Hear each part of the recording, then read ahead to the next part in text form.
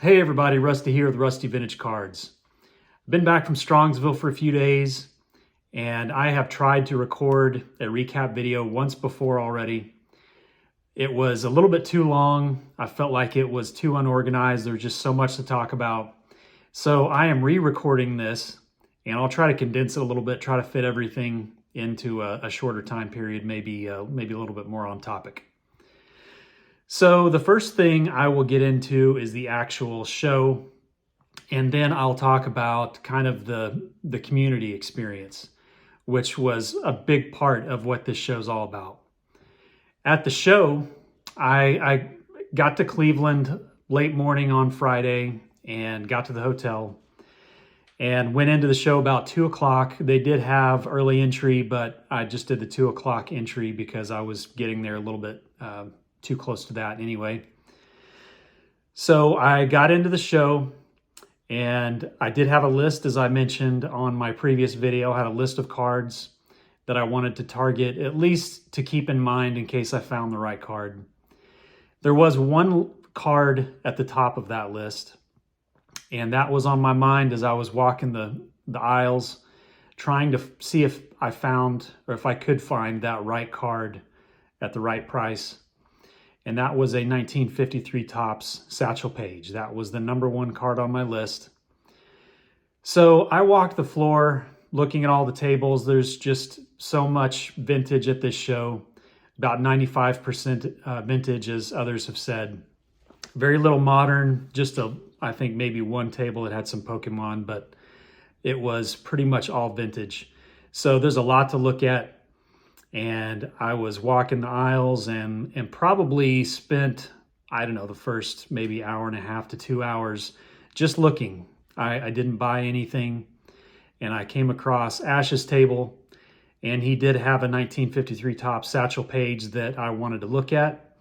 So I asked him to get that out of the case, held that for a while, just looking it over, made him an offer, and he countered.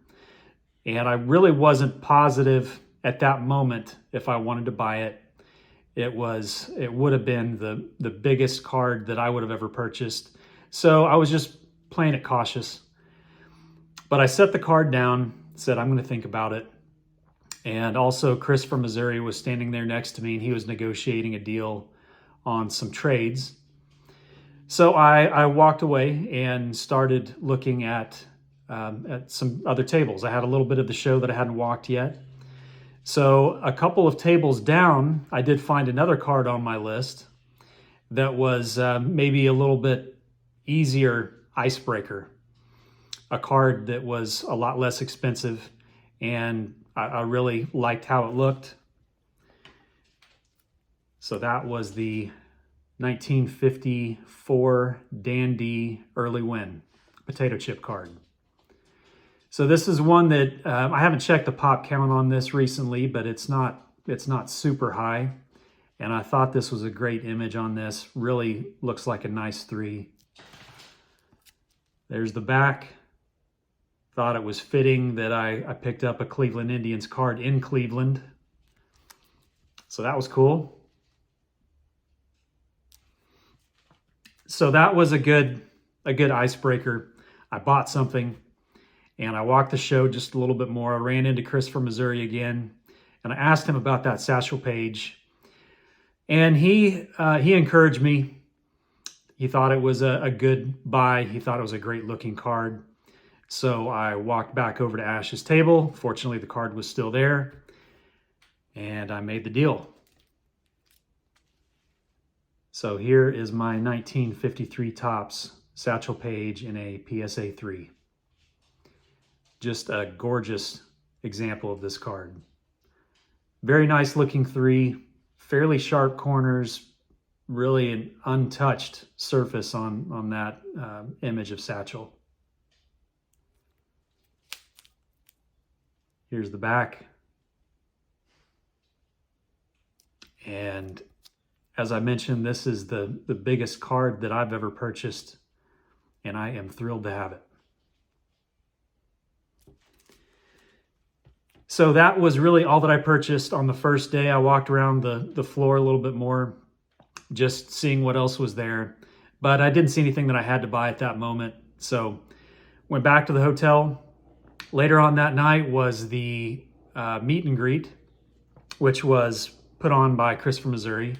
And Chris and Mike Moynihan did an episode of, drawing a blank on it, Showcase Showdown, which is a show that I've watched regularly. So that was a lot of fun. I'll show a quick video of that here as we were watching it live. Really a fun experience. So then the next morning, got up, the show opened. I didn't have early entry again, but the show opened at 10, which was fine with me. I was going to be there pretty much all day. So I got into the show, found another card that I purchased. However, I can't show that one because I submitted that card to SGC while I was there. SGC was on site, so I submitted that card. I didn't even get a picture of it, which is, sorry, I've got my dog whining here. All right, sorry about that. I had to let the dog out. So I submitted that card to SGC, did not even get a photo of it. So that will be shown on my my SGC reveal video that I'll get here in, I don't know, a month or so. But I did walk the floor a little bit more, picked up a few other cards. These were all mostly in the budget category because I had spent most of my budget on that Satchel Paige. So one of the first cards, I guess it would be the second card that I picked up, is another card for my Reggie collection, and that is this 1970 Topps. Pretty good looking example, I thought. There's the back, a little bit OC, but otherwise clean. So I got another card for my Reggie run. I got another card for my Reggie run. That is a 1974 Kellogg's 3D. I don't own any of these old Kellogg's cards, so I was happy to grab this one. Here's the back. In addition to that, at the same table, I got the 72. Really like that one. Both of them were in great condition. There's the back. And here is both. Try to avoid the glare. There's both side by side.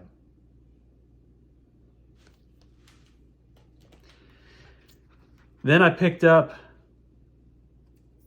a Hostess Keith Hernandez. That was a $3 buy.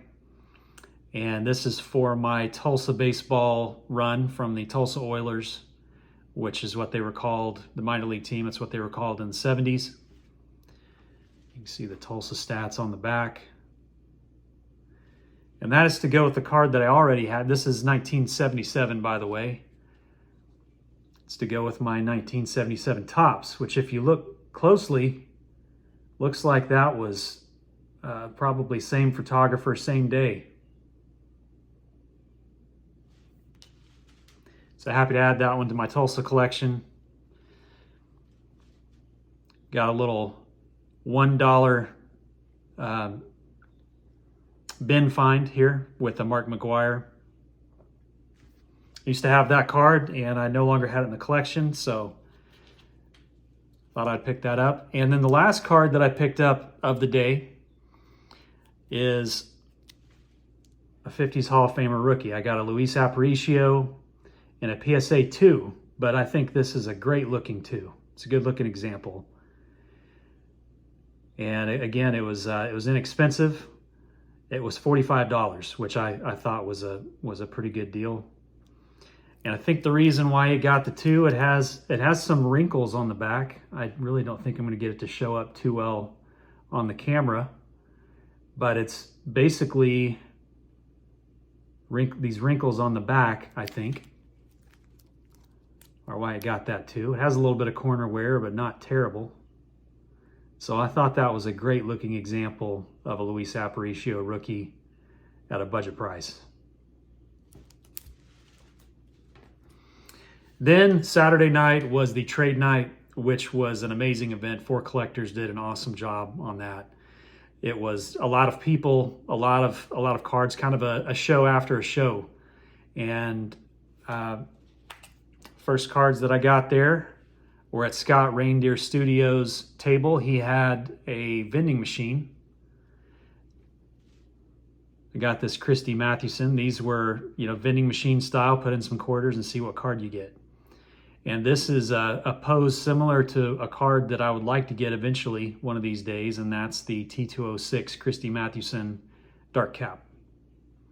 Really cool image on that. Scott is a talented artist. And then, get this turned the right way. Then I got Roy Hobbs from The Natural. This is the moment where he hits the home run and busts out the lights. There's the back on that with his QR code to his channel.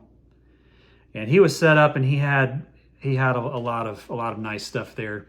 I did have a couple of his shirts that I was sporting at the card show. And then for trade night, I did not have any cards to trade. As I mentioned in my last video, I wasn't taking any cards, but I did have a little bit of cash left over. And I was able to work out a deal with Darren at Return to Collecting on this 1964 Phil Necro rookie, which is a high number.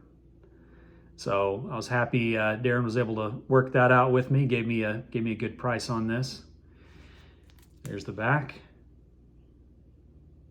This was a card that I wanted to add to my 60s rookie run, and it's a good memory to have from this show, this amazing show, and then to pick it up from a great guy in the community with Darren at Return to Collecting.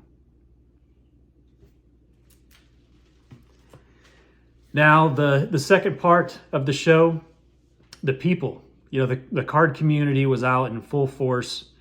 Lots of YouTubers, lots of collectors, and I was able to meet a lot of people that I had connected with through YouTube, some through text messages.